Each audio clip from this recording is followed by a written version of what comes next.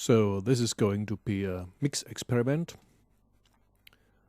The idea is to work with the REVeleation reverb,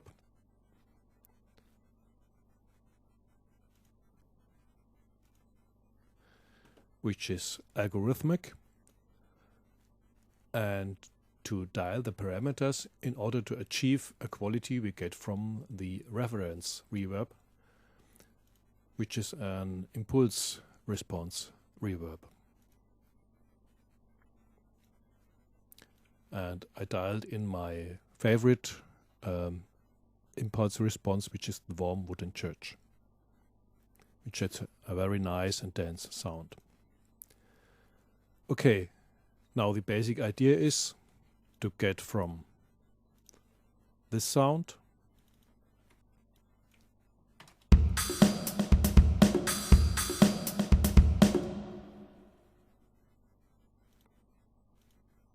with just using the algorithmic reverb.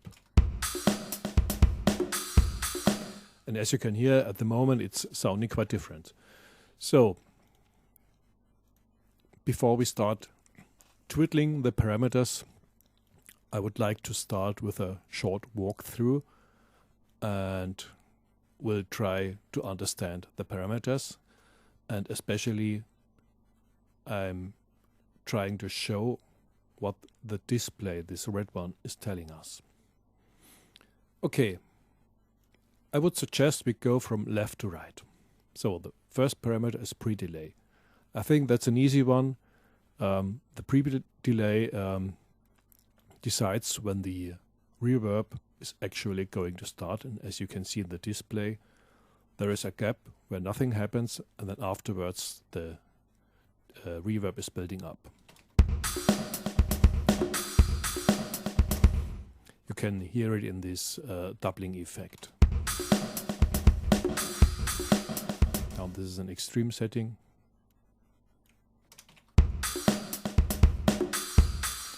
And with a pre-delay you can make the room or the hall sound big without cranking up any size parameters. So this is without pre-delay and with some pre-delay. Okay, the second slider determines the mix ratio between the early reflections. So this is early reflections only, and the reverb tail. So this is reverb tail only, and this is just a mix in between. So the early reflections reproduce the first reflections coming from the walls and the ceilings and so on, and the tail reproduces all these diffuse later reflections after the reflection has gone through all the walls and room properties several times. I don't want to use modulation, so we skip this part. Now let's look at this control part. In this control part, you can define how the low and the high frequencies decay. So for example, if you say, okay, the high frequencies should decay very slowly, then as you can see in the, I've got a very long tail. So now the question is, what is this red source telling us? Actually, it's a display which is telling us about something about the spectrum, and here you've got the time axis.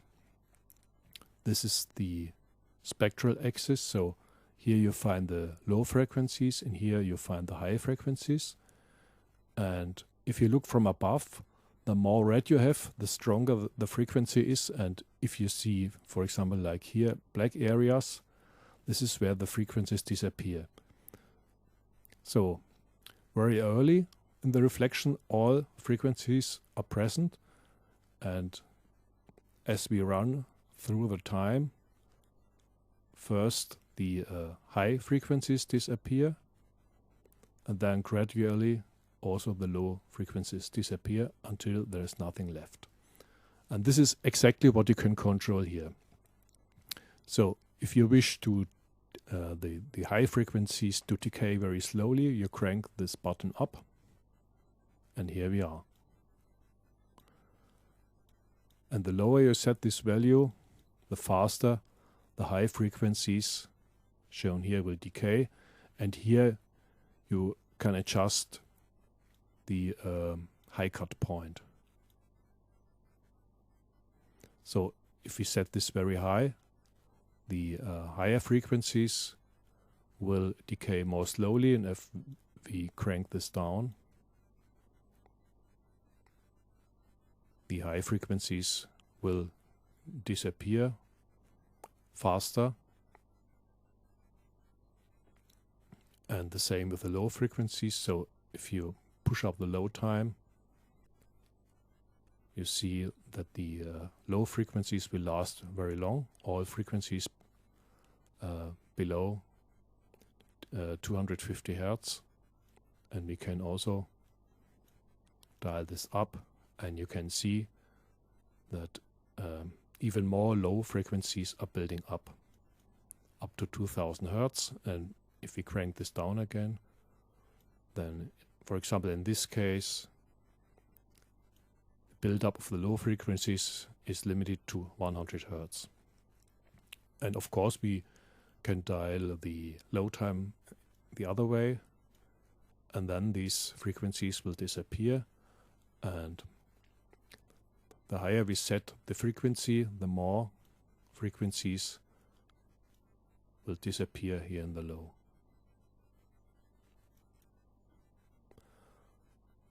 Okay, so these are two controls for the decay of the high frequencies and the decay of the low frequencies, and all low frequencies decay below this value, and all high frequencies decay above this value.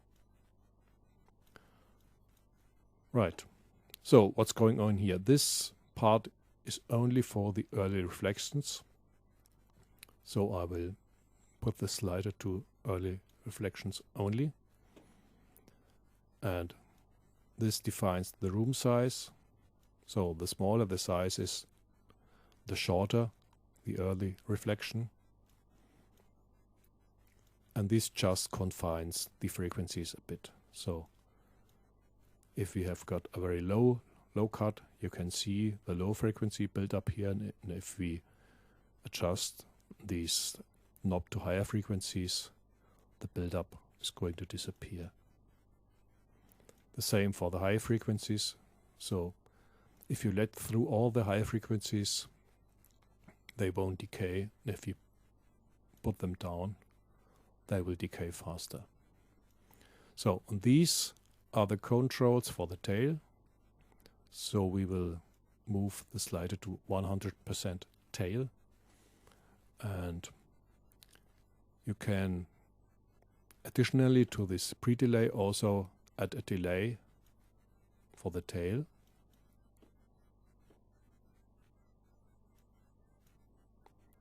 And this helps you, for example, separating between the early reflections and the reverb tail. It might sound interesting, so you get a very first reflections, then in this gap nothing will happen, and then later you get the tail.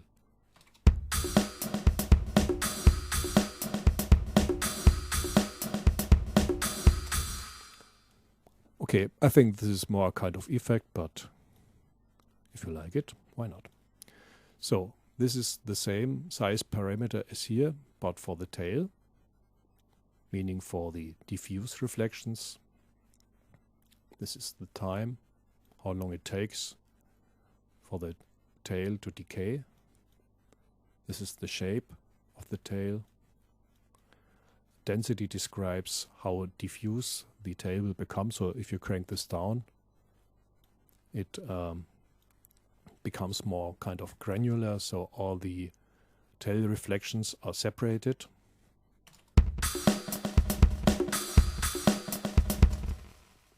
And And the more you push up the density, the more washy and diffuse the reverb will become. Also, you can apply a high cut here, and it's not the same as here because this is just defining where the decay is taking place, and this is a general high cut on the whole signal.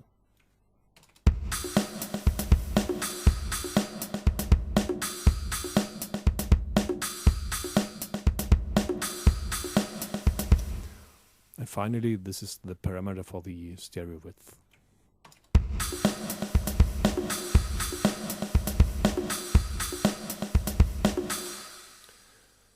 So, now that I hopefully understood all the parameters and I also understood the display, I'm going to try to imitate this wooden hall.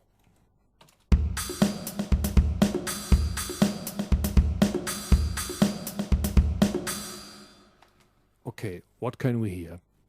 It's kind of long, so I think we should choose the hall parameter instead of the studio parameter.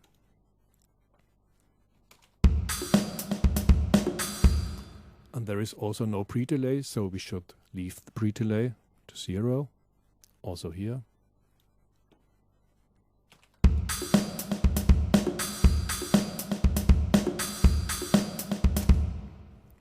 And we also can hear that there is no there is a very fast decay in the high frequencies, so we crank this down. And we also hear that the low frequencies are decaying slower.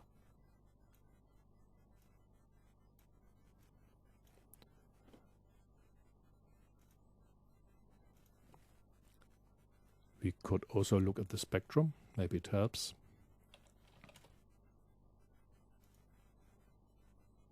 To find out the characteristics of this reverb.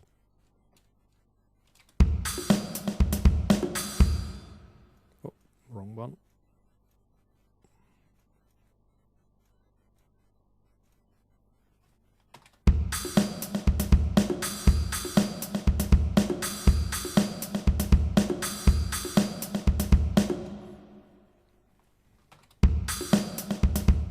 So as you can see here, the high frequencies are attenuated here. There seems to be a kind of limit where the high frequencies decay, and we've got lots of low frequencies. Maybe we should listen to the signal in solo. So here we are.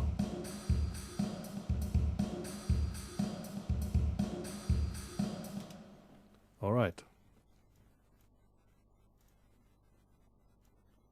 So now I'm trying to match the parameters just by listening to the reverb of REVerence.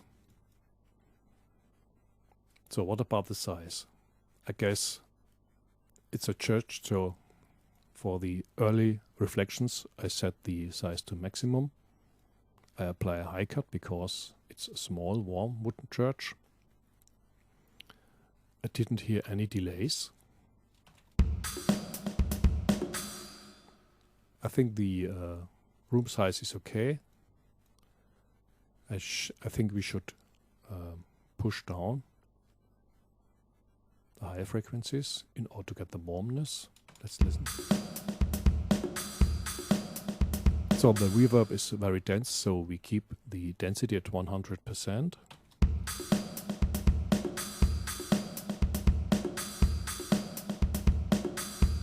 And there is a somewhat not too high stereo width. So just by listening to the signal, we dialed in some values, and now let's compare. So now REVeleation.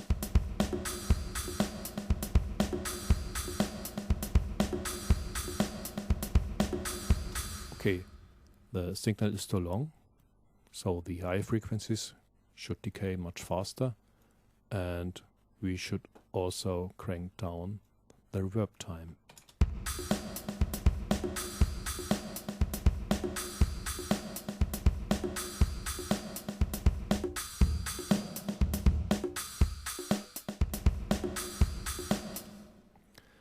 And in my opinion, I hear too much early reflection, so maybe we should switch completely to tail.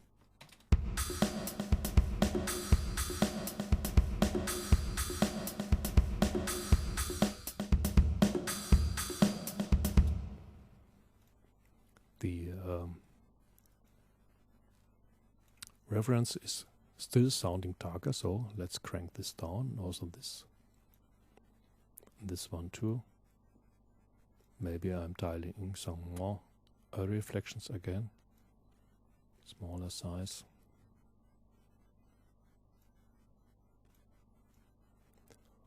More build up in the low frequencies. No, that's too much.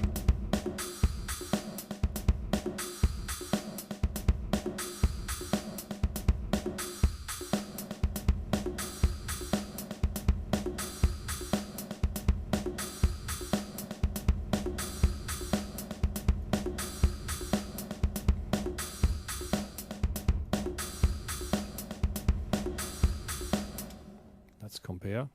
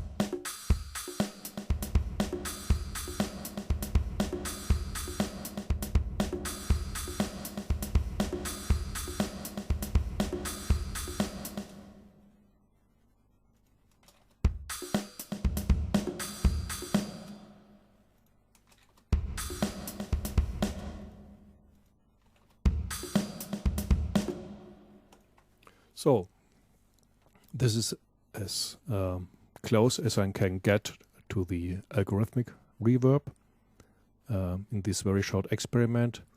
I think we can still tweak the sound, for example, by adding an equalizer after REVeleation, and still tweak the sound, maybe also by comparison of the spectrums, and can even get closer.